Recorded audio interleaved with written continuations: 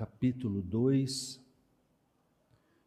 verso 25, dando continuidade, exposições nas narrativas da natividade.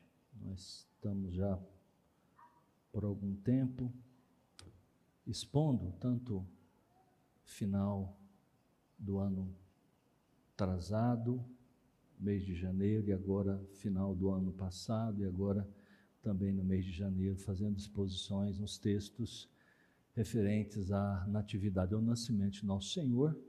Começamos com o Evangelho de Mateus, capítulo 1, capítulo 2, agora o Evangelho de Lucas, capítulo 1 e capítulo 2, e possivelmente chegaremos a um pedaço do capítulo 1 do Evangelho de João também. Aí assim a gente fecha, aproveitando essas datas, essa data, né, do Natal, para a gente sempre olhar para as Escrituras e entender a encarnação, a doutrina da encarnação e o que está por trás desta festa cristã chamada de Natal, né? Nossa preocupação tem sido exatamente essa. Capítulo 2, hoje, verso 25 a 35, o Nunc Dimittis, que é o agora despede, Senhor, que é o cântico de Simeão. Capítulo 2, verso 25 a 35 de Lucas. Havia em Jerusalém um homem chamado Simeão, homem este justo e piedoso, que esperava a consolação de Israel. E o Espírito Santo estava sobre ele. Revelara-lhe o Espírito Santo que não passaria pela morte antes de ver o Cristo do Senhor. Movido pelo Espírito, foi ao templo, e quando os pais trouxeram o menino Jesus para fazerem com ele o que a lei ordenava, Simeão o tomou nos braços e louvou a Deus, dizendo: agora, Senhor, podes despedir em paz o teu servo, segundo a tua palavra, porque os meus olhos já viram a tua salvação, a qual preparaste diante de todos os povos, luz para a revelação aos gentios e para a glória do teu povo de Israel. Estavam o pai e a mãe do menino admirados do que dele se dizia. Simeão os abençoou e disse a Maria, mãe do menino: eis que este menino está destinado tanto para a ruína como para levantamento de muitos em Israel, e para ser alvo de contradição. Também uma espada traspassará a tua própria alma, para que se manifestem os pensamentos de muitos corações. Deus querido, tua palavra foi lida e agora será exposta. Pedimos, Pai, que o Espírito que inspirou este homem a proferir essas palavras tão graciosas, tão cheias de significado, o mesmo Espírito também que levou Lucas a registrar essas mesmas palavras, também agora atue em nossos corações, produzindo fé, ó Deus, em nós que hoje ouvimos a tua palavra. Permita que reverbere com muita intensidade a voz do Senhor em nossas almas, e nós precisamos ser edificados e entender o que esse texto significa para nós, em nome de Jesus, amém.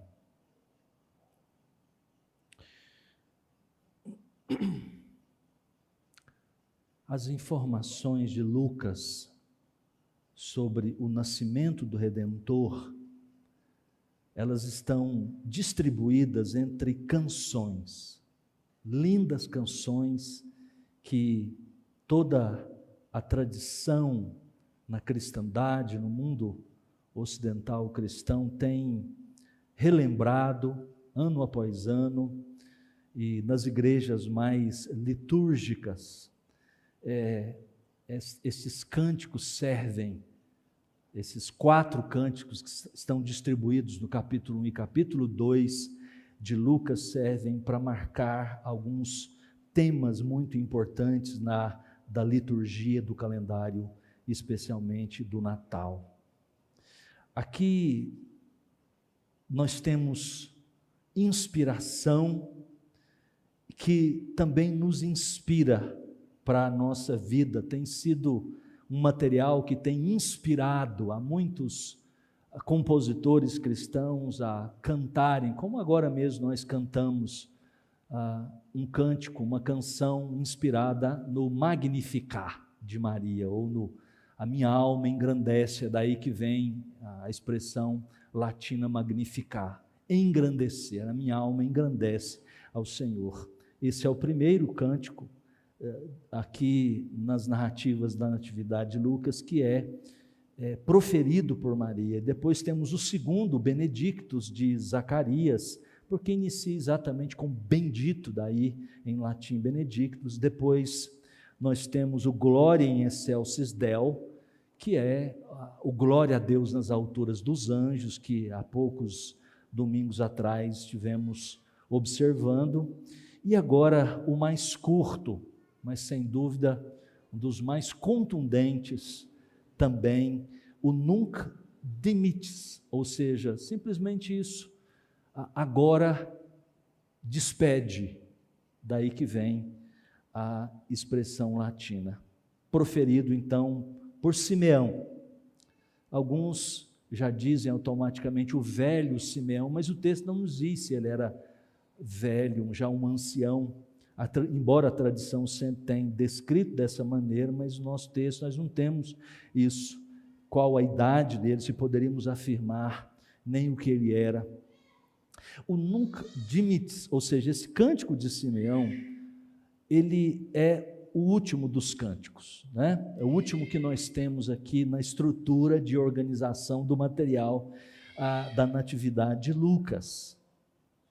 E ele está dentro exatamente dessa segunda e última parte do capítulo 2 de Lucas, que narra a infância de Jesus.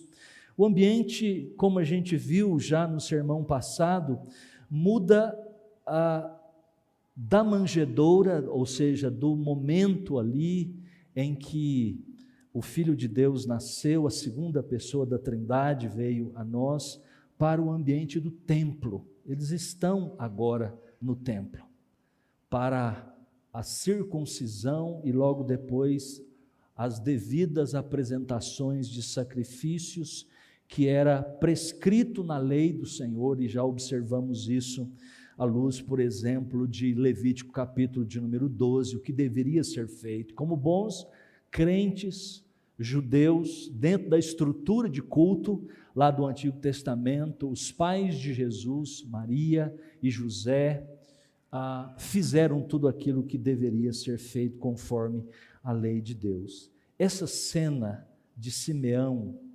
proferindo esse cântico, que na verdade é uma confissão de sua própria fé e depois também uma profecia, como nós veremos, se divide aqui em algumas partes. E você tem desde esse momento em que o caráter de Simeão nos é apresentado, há uma caracterização desta pessoa, algumas características que nós vamos pensar acerca delas em confronto com a nossa própria vida, o que deve caracterizar também a nossa vida. Nós temos propriamente o cântico de Simeão, algumas declarações em louvor a Deus que ele faz, e que faz parte, na verdade, da sua própria fé e de como ele expressa, confessa, professa a sua fé no Senhor Jesus Cristo, à luz das profecias que ele começa a entender, profecias especialmente proferidas por profetas, como o profeta Isaías. E nessa segunda parte, nós temos, na terceira parte, melhor, deste cântico, ou desta passagem de Simeão, ele faz algumas declarações proféticas acerca da pessoa que ele está recebendo nos braços naquele momento. E é interessante como, diferentemente do que acontecia com as outras crianças, uma bênção ela proferida sobre a criança, ele na verdade se dirige à mãe do menino, a Maria, e algumas declarações reveladoras que mais uma vez ela pondera, guarda no coração com seu esposo admirada, diz o texto, acerca de como seria o futuro deste menino. Quando Jesus então foi apresentado no templo, nós temos aqui nessa passagem, na passagem adiante, dois santos, um homem e uma mulher piedosos, diz o texto que aguardavam a vinda do Messias, a vinda daquela pessoa prometida. O primeiro deles, como a gente está vendo, é este Simeão, um homem cheio de fé. O segundo é uma mulher chamada Ana, que veremos posteriormente. Essas foram as primeiras pessoas a encontrar a alegria da salvação em Cristo. Um homem e uma mulher comuns, não são conhecidos, pelo menos em outras passagens do Novo Testamento, nós não sabemos nada, embora algumas coisas são ditas na tradição posteriormente, no século III, século IV, mas muito possivelmente são simplesmente acréscimos, talvez para florear, como a gente já viu sobre o próprio nascimento de Jesus, Algumas coisas são colocadas para florear, para trazer um forte tom romântico, romantizado da história do Natal, da mesma forma que se foi dito às vezes de Simeão, de Ana, como personagens importantes e pai, mãe de personagens que foram fundamentais na história do cristianismo. Na verdade são acréscimos que a gente não precisa, embora a tradição diga. Vejamos primeiramente algo acerca deste homem, Simeão, à luz primeiro do seu caráter, depois da confissão que ele faz e em terceiro lugar, a profecia que ele profere. Então, em primeiro, verso 25 a 27, observe aí na sua Bíblia o caráter de Simeão. Veja o que nós notamos, antes de tudo, é que Simeão era um nome bastante comum. Aliás, exatamente por ser o nome de um dos 12 patriarcas. O segundo filho de Lia com Jacó era Simeão, e é exatamente por isso que a tribo de Simeão assim foi designada, e por isso, quando os filhos nasciam em Israel, estes nomes, o nome dos 12 patriarcas, e alguns deles eram privilegiados, as crianças recebiam esse nome, Alguns dias desse atrás, a minha filha estava falando, comentando assim, lá na nossa sala, dos 50 nomes, parece que mais preferidos das últimas décadas, em que as mães, os pais colocavam os seus filhos, Então, esses 12 nomes dos 12 patriarcas sempre estavam nas listas dos nomes que os pais das crianças de Israel, dos filhos recém-nascidos, recebiam. E Simeão certamente era um dos mais comuns. Também é um homem, diz o nosso texto, a primeira coisa que se diz a respeito deles, depois de dizer o nome, é que este homem era um homem justo e piedoso, que esperava a consolação de Israel. Pelo contexto, quando a gente olha para esse tempo, e como estava um estudo um pouco mais amplo acerca da religião, dos compromissos religiosos e de como era a têmpera espiritual, da piedade do povo, quando o Senhor Jesus nasceu, não era das melhores. A reação de Simeão ao nascimento do Messias, a gente nota no contexto dessas narrativas, é a melhor reação. melhor inclusive do que de Maria. Diz o bispo anglicano do final do século XIX, John Charles Ryle, no seu comentário bem devocional acerca desse texto, ele diz uma coisa interessante que vale a pena a gente considerar. Ele diz: vemos no caso de Simeão que Deus tem pessoas crentes, mesmo nos piores lugares e nas épocas mais tenebrosas. Sempre foi assim, né? A religião havia decaído muito em Israel quando Cristo nasceu. A fé abraâmica tinha sido corrompida pela doutrina dos fariseus e dos saduceus. Ainda assim encontrava-se em Jerusalém um homem justo e piedoso. Foi assim em diversos momentos da vida da igreja. A fé e a piedade de Simeão é um grande desafio também a nós hoje. Se foi no final do século XIX, quando o bispo Ryle estava escrevendo à igreja, imagine para os nossos tempos, né? Vivemos em um tempo de descrença, diz ele, e de impiedade. Não mudou muito.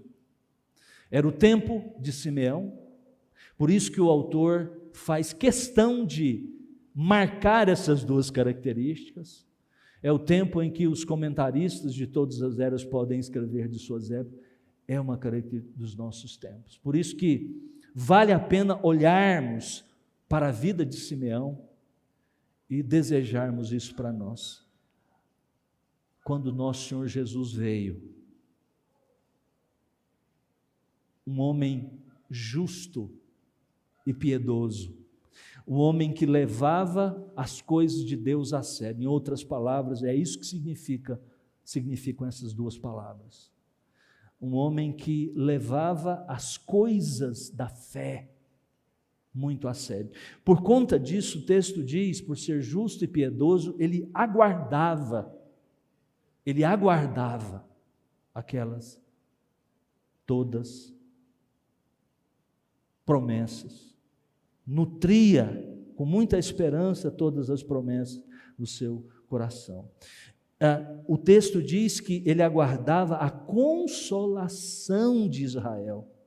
E essa é uma expressão muito importante aqui, não é simplesmente uma frase ou duas palavras que foram colocadas para expressar alguma coisa que Simeão tinha inventado nesse momento, absolutamente. Essa palavra, consolação de Israel, é encontrada especialmente no profeta Isaías.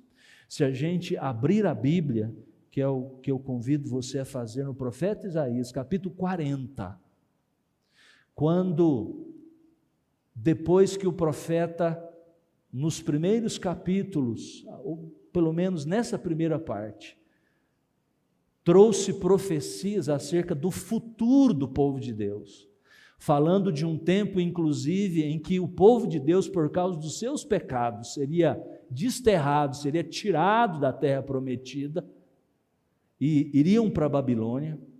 E o capítulo 40 em diante descreve o momento, ou os tempos em que Deus ia reverter esse quadro.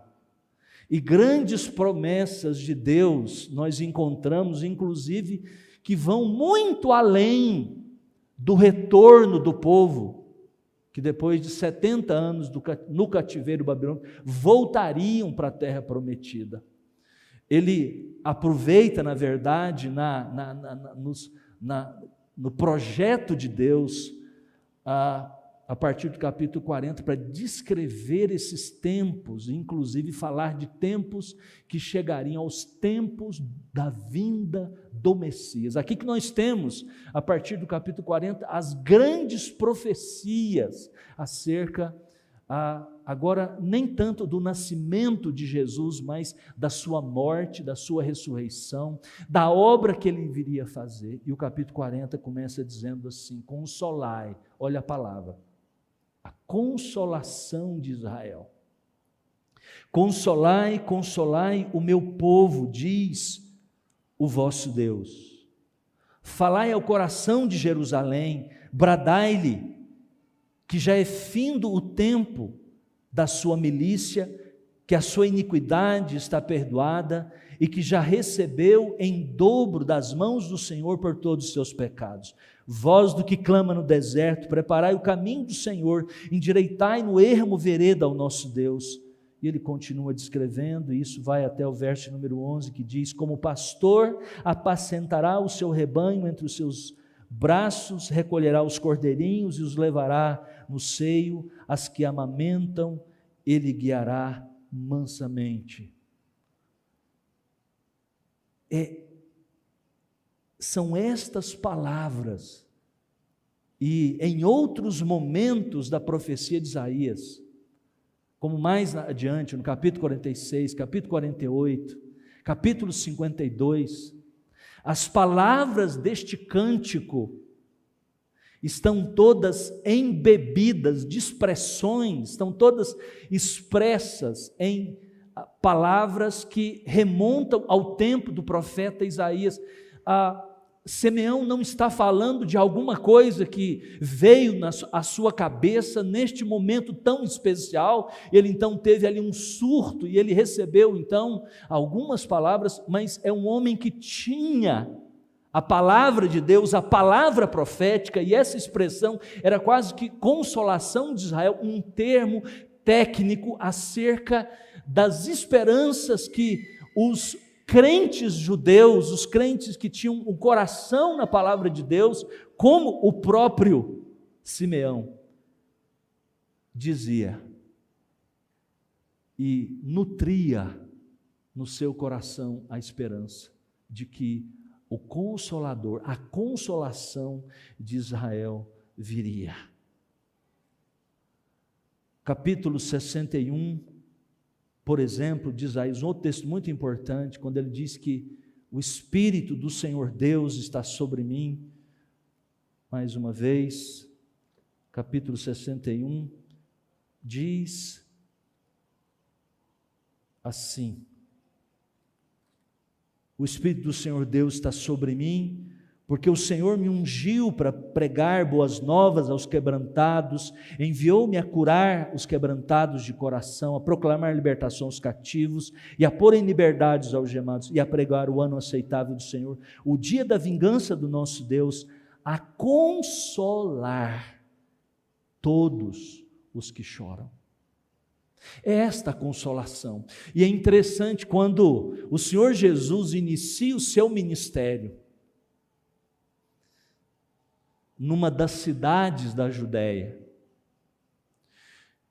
É exatamente quando ele entra, não da Judéia, mas em Nazaré da Galileia, capítulo 4, do mesmo Evangelho de Lucas, quando ele entra na sinagoga, bem no início do seu ministério, ele lê o profeta Isaías, o capítulo 61, verso 1 e 2 do profeta Isaías, devolve o livro ao assistente e diz assim: hoje se cumpriu a escritura, essa escritura a respeito, ou seja, a consolação de Israel chegou. Era tudo isso que Simeão estava celebrando. Simeão via exatamente essas coisas. Quando ele pega o menino, ele entendeu isso. Um homem piedoso que esperava a consolação de Israel. A outra marca importante quando se descreve a vida aqui de Simeão, não sei se você percebeu, mas nesses 2 versículos, 3 vezes a palavra Espírito Santo aparece. Primeiro, diz assim que o Espírito Santo estava sobre ele. E diz no começo do verso 26, revelar ali o Espírito Santo. E depois no início do versículo 27, movido pelo Espírito Santo. É algo que precisa ser percebido por nós. E Lucas, ao registrar exatamente essa passagem, quer que nós mantenhamos os nossos olhos nessa expressão. É uma vida dominada pelo Espírito do Senhor. O Espírito Santo atuava em sua própria vida, o seu caráter é como que para nos mostrar, dar a entender que tudo isso que ele demonstra em sua vida, esse caráter justo, piedoso, o seu apego a Deus e as esperanças que ele nutria no seu coração acerca da consolação que viria através do Messias encarnado, e que aquela criança que ele ia há pouco tomar nas mãos, era o cumprimento dessas profecias, não foi algo também inventado por ele, mas o Espírito do Senhor o conduzia, o movia, o fazia entender. Não há compreensão do Evangelho, não é possível nós compreendermos verdades da Escritura, verdades espirituais, senão pela ação do Espírito Santo em nós. Aliás, o livro de Lucas, o Evangelho de Lucas, dentre todos os outros evangelhos, embora o livro de Mateus, também de Marcos, de João, se fale do Espírito, mas é impressionante como essa é uma marca dos escritos lucanos, dos escritos do evangelista Lucas. Isso culmina exatamente com o livro de Atos dos Apóstolos, que um título melhor seria exatamente os Atos do Espírito Santo através dos apóstolos. Ele é o livro de Lucas, tanto o Evangelho como a segunda parte, que é o livro dos Atos dos Apóstolos, é o livro por excelência do Espírito, que fala de pessoas tomadas pelo Espírito, de que é pelo Espírito Santo que nós podemos compreender. Se não fosse o Espírito Santo, não haveria a missão da igreja, inclusive o Evangelho não poderia ter chegado a partir de Atos capítulo 2, quando o Espírito desce sobre a igreja. Embora a igreja no Antigo Testamento, o povo de Deus já possuía o Espírito atuava neles, mas sem dúvida alguma é a partir deste evento que a igreja toma essa dimensão e tem essa missão e consegue fazer exatamente o trabalho que lhe foi proposto de fazer. Nós vivemos à luz desta realidade, e nós não podemos deixar de olhar para este personagem, este homem justo e piedoso. Isso não foi como os fariseus, por certas práticas religiosas, demonstrarem uma piedade disfarçada. No fundo, o que havia era legalismo, um apego rígido à lei que não produzia absolutamente nada, nenhuma vida espiritual, nenhuma piedade bíblica, nenhuma justiça do ponto de vista bíblico. Este homem compreendeu essas coisas, guardava essas esperanças no coração, e ele tinha um caráter transformado por causa do Espírito Santo. Isso tem que nos falar algumas coisas, irmãos, da grande importância, se nós queremos viver como povo de Deus, compreender certas verdades e muito mais praticá-las, obedecê-las, não o faremos sem o poder do Espírito.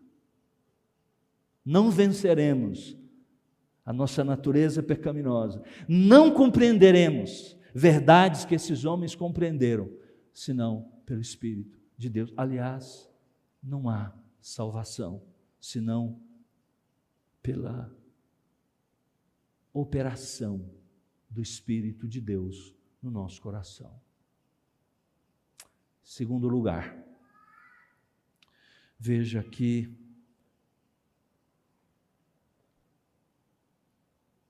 a confissão de Simeão, que é o seu cântico, verso 28, especialmente verso 29 a 32. Nessa parte nós temos então o cântico propriamente, o mais conciso dos 4 cânticos da Natividade, e estruturalmente ele tem 3 estrofes de 2 versos cada. Vamos olhar para alguns temas que são levantados aqui. Alguns comentaristas veem uma semelhança com um tema que está presente em várias literaturas, o tema do vigia, daquele que está olhando observando algumas coisas, é um personagem do mundo antigo, em vários tipos de literaturas, inclusive na própria Escritura Sagrada, do sentinela.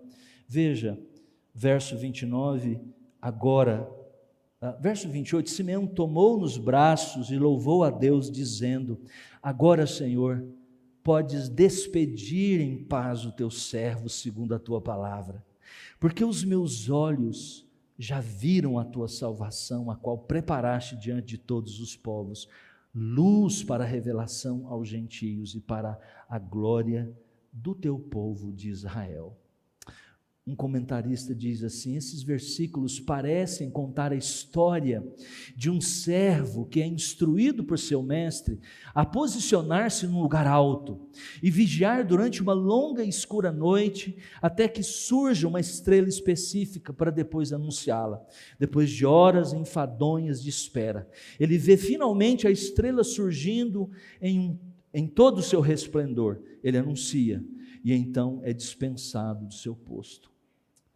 Parece que Deus chamou Simeão para vigiar e esperar pela estrela da salvação, o Filho de Deus. Ele diz: os meus olhos agora viram a salvação do Senhor. A criança em seus braços não era apenas parte da salvação. A criança em seus braços era a própria salvação. Era naquele pequeno bebê. Agora um bebê, naquele momento um bebê, mas que crescendo, vivendo aproximadamente por 33 anos de sua vida, da nossa maneira de contar o tempo, viveu sobre a face da terra, viveu uma vida perfeita, sofreu durante toda a sua vida. Não era simplesmente a encarnação, ou seja, o fato de que o Filho de Deus, ele veio habitar entre nós. Ainda a salvação estava dependendo de sua vida, seu ministério, suas obras, suas palavras e particularmente do seu sacrifício redentivo na cruz do Calvário, muito mais completando e fechando a sua ressurreição dos mortos, a sua ascensão ao Pai. Era toda essa obra feita que seria a nossa salvação concretizada. E é impressionante que nesse contexto ele pode dizer que os seus olhos viram a tua salvação. Ele diz que diante disso ele está preparado para partir. É daí que vem exatamente o título em latim desse cântico aqui, o Nunc Dimittis, ou seja, agora despede. É interessante isso. Após esse encontro, após ter visto a sua salvação, ele diz: agora eu posso partir. Essa é uma expressão que claramente significa: eu posso morrer, eu posso sair deste mundo. Assim que ele viu Jesus, estava pronto para morrer, pronto para ser dispensado do seu posto de vigia. Nós não podemos ver Jesus, como disse alguém, como Simeão, mas a sua pessoa e a sua obra foram registrados em sua palavra. Ver Jesus é essencial, ver Jesus nesse sentido, entender a sua obra, ler as suas palavras, compreender o que ele fez, compreender as suas palavras e que Deus manifestou a sua salvação, a sua obra durante toda a sua vida por nós. É tudo isso que garante o perdão para os nossos pecados, que nos liberta das nossas culpas. Ver Jesus nesse sentido é essencial. Não teremos condições de ver Jesus no sentido que essas pessoas, testemunhas oculares como Simeão, como Maria e tantos outros, nunca o veremos dessa maneira. Nunca, ninguém jamais.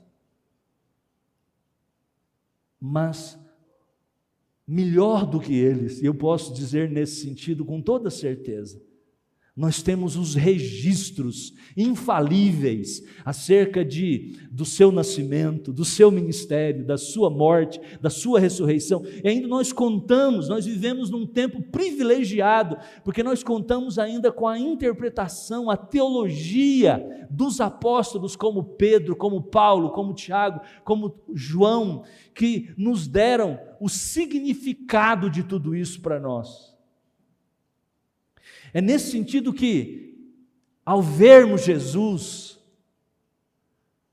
nós também podemos descansar em paz. O mesmo bispo anglicano, lá do final do século XIX, o bispo Ryle, faz uma observação muito importante acerca disto. O que faz com que um mortal chegue a usar uma tal linguagem como a de Simeão? Agora, Senhor, despede-me, que eu estou pronto. O que pode nos libertar do pavor da morte, do qual tantos são escravos, diz o bispo? O que pode remover o aguilhão da morte? Só há uma resposta a estas perguntas: nada além de uma fé firme. A fé que se firma num Salvador invisível, que descansa nas promessas de um Deus invisível. A fé, e tão somente a fé, pode levar um homem a encarar a morte e dizer: eu estou partindo em paz. Não é o suficiente alguém estar cansado de dores ou de doenças, pronto a aceitar qualquer coisa para sair dessa situação penosa. Não é o suficiente sentir indiferença pelo mundo devido ao fato de que não tem mais forças para participar de suas atividades, desfrutar de seus prazeres. Nós precisamos de ter mais do que isso, se desejamos partir em paz. Nós precisamos de uma fé igual à de Simeão, aquela fé que na verdade é um dom de Deus. É um dom de Deus. É impressionante como a nossa cultura, nosso mundo, nosso tempo, que já é pós-cristão, e muito mais do que pós-cristão, e juntamente com isso também uma nova versão de paganismo, chamam os especialistas de neopaganismo. Nós saímos, o cristianismo nasceu dentro do paganismo do primeiro século, conquistou o mundo, e agora nós estamos voltando ao paganismo.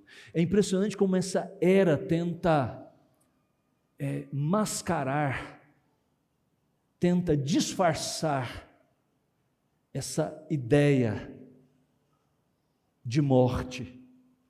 Os filmes, os contos são nos apresentados de uma maneira que as pessoas olhem esse fato inequívoco, real, o qual todos nós vamos passar um dia. É a maior certeza que, na verdade, como já disseram muitas pessoas, que nós temos da nossa morte. Como diz um filósofo, somos um ser para a morte. Mas é impressionante como muitas vezes as pessoas querem que a gente olhe para a morte de uma maneira assim tão natural e tranquila como Simeão olhou, mas sem o evangelho. Assistindo um filme dias atrás, mais ou menos Eu Antes de Você, acho que tem uma outra tradução, né? Como Eu Era Antes de Você. É um filme romântico, de uma comédia romântica, em que um rapaz rico, poderoso, bonito, tinha tudo o que queria, as mulheres mais lindas, mas um certo dia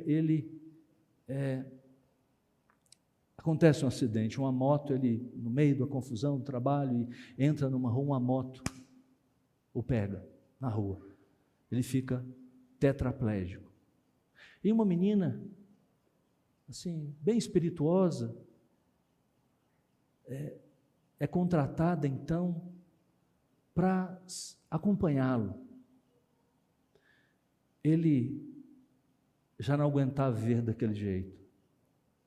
Entra em contato com uma clínica na Suíça, acho que o país é a Suíça, para fazer a sua eutanásia. Ele então registrou o seu desejo de morrer.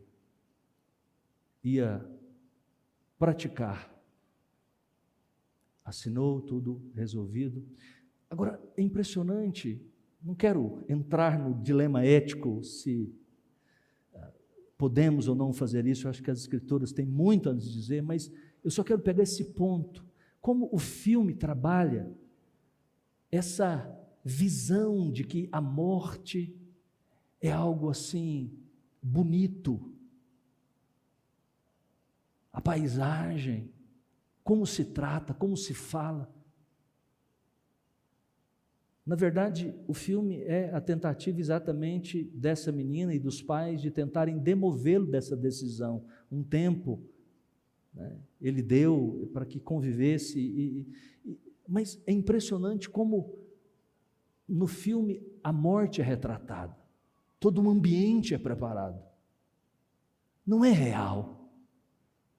O ser humano não encara a morte dessa maneira, como eles tentam mostrar, algo tão natural, e que parece vai ser tão maravilhoso, uma visão pagã de campos lindos, elíseos. Não é isso que a Bíblia diz, e não é isso que na verdade a realidade tem mostrado quando as pessoas enfrentam a morte. Não experimentam assim com tanta naturalidade, exceto gente como Simeão, exceto aqueles que conhecem o Evangelho. Gente como Simeão pode dizer assim: agora, Senhor, despede em paz.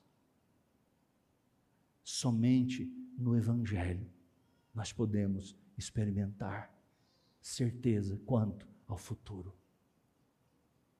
Por quê? Porque o aguilhão da morte foi tirado. A força do pecado foi destruída. Diz o apóstolo Paulo em 1 Coríntios capítulo 15, ó morte, onde está a tua vitória? Cristo Jesus veio. Essa é a consolação do povo de Deus. E por isso, de fato, somente em Cristo Jesus, somente pelo Evangelho, nós podemos cantar. Porque é isso que 1 Coríntios faz na última parte. Um cântico é cantado. Ó morte, onde está a tua vitória? Onde está, ó morte, o teu aguilhão? Provavelmente aquilo era um cântico cantado no momento em que se ia enterrar os cristãos lá do primeiro século. Terceiro lugar, a proclamação ou a profecia de Simeão, verso 33 a 35 nos diz: e estavam o pai e a mãe do menino admirados do que dele se dizia. Simeão os abençoou e disse a Maria, mãe do menino: eis que este menino está destinado tanto para a ruína, como para o levantamento de muitos em Israel, e para ser alvo de contradição. Também uma espada traspassará a sua própria alma, para que se manifestem os pensamentos de muitos corações. José e Maria, diz o verso 33, estão admirados, ficaram admirados com a boa nova do Evangelho de caráter universal. Mesmo que não tenham compreendido completamente, mas Simeão tem algo mais a dizer como um profeta agora. E neste segundo oráculo se dirige à mãe do menino e diz: eis, diz o início desta profecia, eis que este menino está destinado. É assim que ele começa. É assim que ele começa. Ele, a partir disso, diz algumas coisas muito importantes acerca de como será a vida deste menino. E o que ele diz essencialmente? Todas as expressões que ele usa têm a ver com o fato de que uma divisão profunda acontecerá. E parece isso um tema muito importante, especialmente no Evangelho de Lucas. Se você olhar para a sua Bíblia, em Lucas, capítulo 12, versos 51 e 53, o Senhor Jesus diz, num outro contexto: supondes que vim para dar paz à terra? Não, eu vou-lo afirmo, antes divisão. Porque daqui em diante estarão 5 divididos numa casa, 3 contra 2 e 2 contra 3. Estarão divididos pai contra filho, filho contra pai, mãe contra filha, filha contra mãe, sogra contra nora e nora contra sogra. Um teólogo diz, Raymond Brown, que o segundo oráculo de Simeão, resumindo, é um oráculo de divisão. Há 4 partes aqui nesse oráculo, e cada um deles, cada uma dessas partes tem como essa ideia do julgamento que divide. Primeiro, ele começa dizendo uma expressão que é fundamental. Ele diz assim que eis que este está destinado. Uma palavra importante aqui porque fala exatamente do plano de Deus. Ele foi colocado, ou seja, este é o propósito de Deus. O que encaixa perfeitamente com essa passagem do capítulo 12, em que mostra Jesus dizendo que não simplesmente Jesus veio para trazer uma mensagem, mas para causar uma profunda divisão no mundo. Era a missão de Jesus. E essa missão exigia que ele sofresse e morresse pelos pecadores. A crucificação não foi um desdobramento inesperado e surpreendente, mas o cumprimento de um plano determinado. O texto diz que ele foi colocado, ele foi destinado para isso. A cruz, a morte de Jesus, todo o seu sofrimento, não pense que tudo isso aconteceu porque de repente estava tudo indo muito bem e de repente o trem saiu do seu rumo e Deus perdeu o controle de todas as coisas e certas coisas inesperadas que pegou Deus de surpresa. Absolutamente. Há algumas teologias que querem exatamente nos dar a entender isso, que ele veio, mas depois foi mal compreendido, a sua mensagem, a sua proclamação não foi bem compreendida, e então Deus teve que dar uma consertada em tudo para chegar até um determinado ponto. Não, absoluto. Tudo o que aconteceu, segundo o texto, ele foi destinado para isso, para ser um alvo de contradição. Veja, de ruína para alguns, de queda para alguns, mas de elevação ou de levantamento para outro. É interessante que essa expressão usada para levantamento aqui é a mesma expressão usada quando em alguns contextos o Novo Testamento fala de ressurreição, da própria ressurreição de Jesus inclusive, e da nossa própria ressurreição, aqui certamente falando num sentido espiritual, de que aqueles que ouvem a mensagem, mas recebem essa mensagem, eles são levantados, creem no Evangelho. Esse plano, diz o texto, visava realmente a salvação. No entanto, não tinha o propósito de ser uma salvação para todos indiscriminadamente. Não há aqui, nesse texto, veja bem, espaço para um universalismo, ou seja, a doutrina que diz que no final tudo vai dar certo, todo mundo vai ser salvo, como é muito presente em muitos escritos, infelizmente, de muitos teólogos. É muito claro ao dizer que essa mensagem significa queda para alguns, mas levantamento para outros. Toda essa linguagem é para nos mostrar, irmãos, que há 2 possibilidades somente, de ruína e de levantamento. Não há meio termo.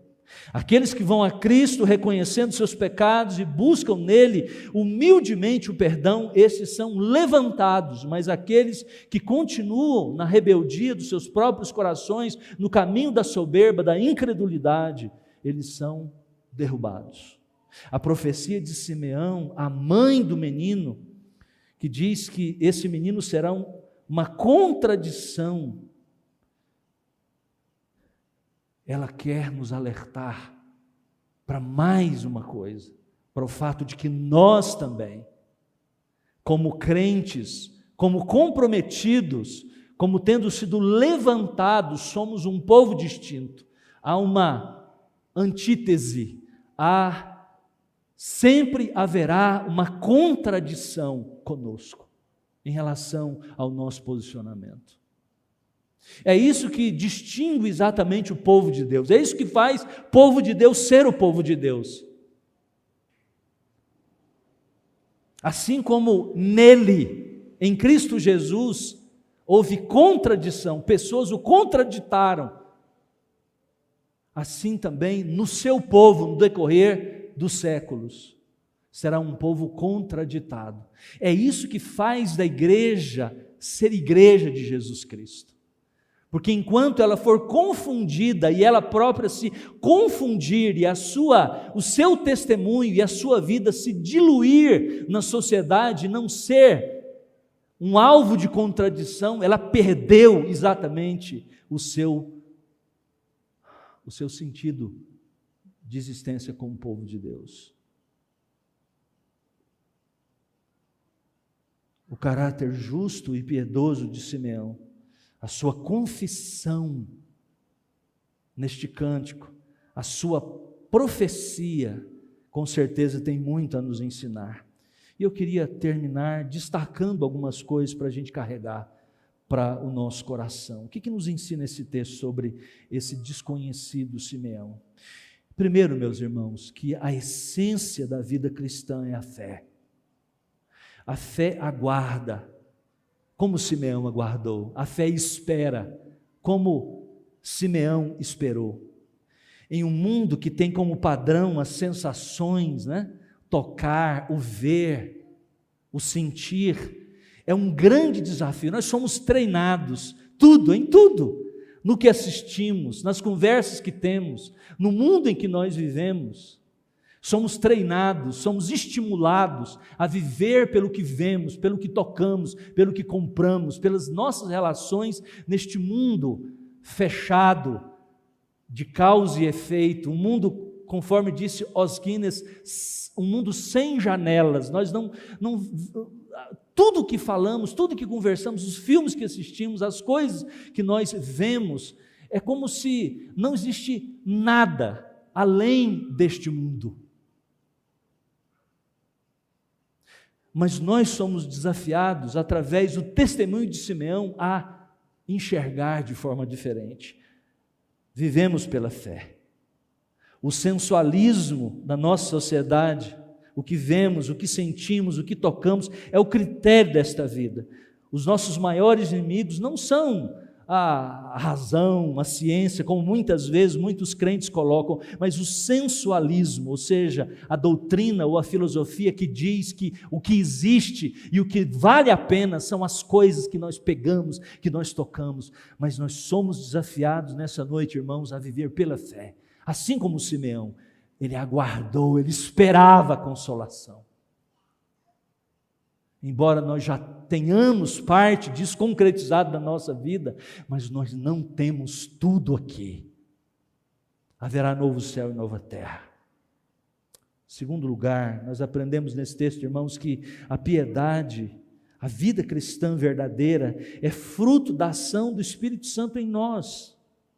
Não é possível, meus irmãos, ter um caráter piedoso e justo pela força da vontade, pelo esforço humano. Nós precisamos do Espírito Santo. É por isso que Lucas é exatamente o escritor do Novo Testamento que diz e que dá exemplos de pessoas que foram belíssimas em suas vidas foram exemplares, mas nunca isso vem pela força humana, é pelo Espírito de Deus. Esse texto nos mostra que nós podemos sim chegar ao ponto de dizer que nós podemos partir deste mundo em paz. Toda pessoa que vê Jesus pelos olhos da fé está preparada para morrer. E toda pessoa que não o tenha visto, jovem ou idoso, não está de modo algum preparado para morrer. Quando vemos Jesus, a sua salvação, nós estamos prontos para ser dispensados em paz. E a pergunta que eu preciso fazer nessa noite: você viu Jesus pela fé? Já viu os seus pecados crucificados nele? É somente com base nisso, nessa verdade que abraçamos, que nós podemos, como Simeão, dizer assim: Senhor, agora, nunca dimites. Ou seja, agora, despede-me, Senhor. A morte é um terror para você?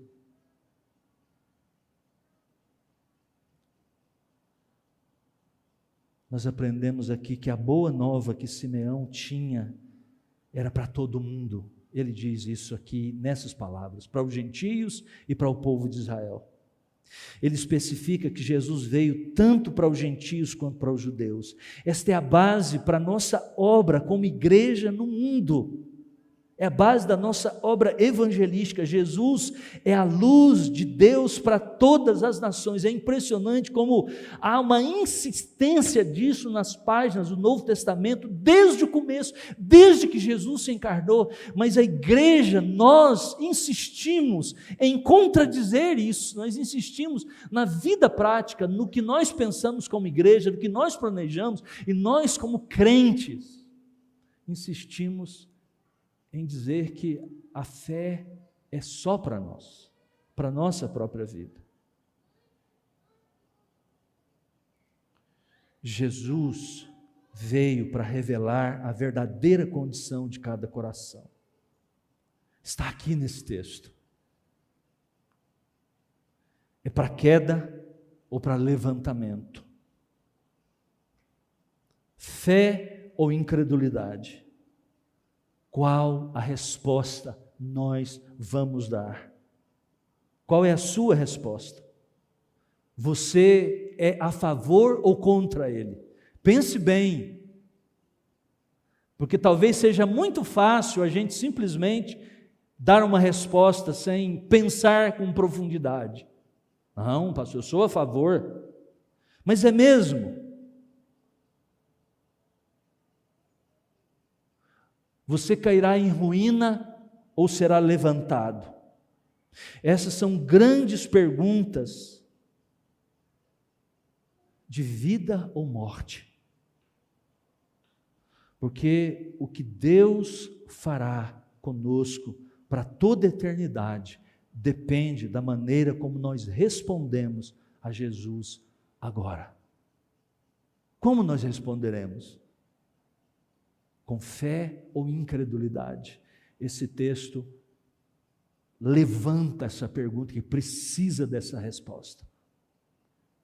O texto diz que ele foi colocado, o Senhor Jesus, ele veio para isso. Ele será para a ruína de muitos, e para levantamento, e para ressurreição, e para a esperança de outros. De que lado você está? O que as suas ações respondem? O que a sua vida neste momento tem como resposta? Não estou perguntando simplesmente pelas palavras da sua boca. O que o cristianismo que você professa pode responder neste momento? Vamos orar? Feche seus olhos.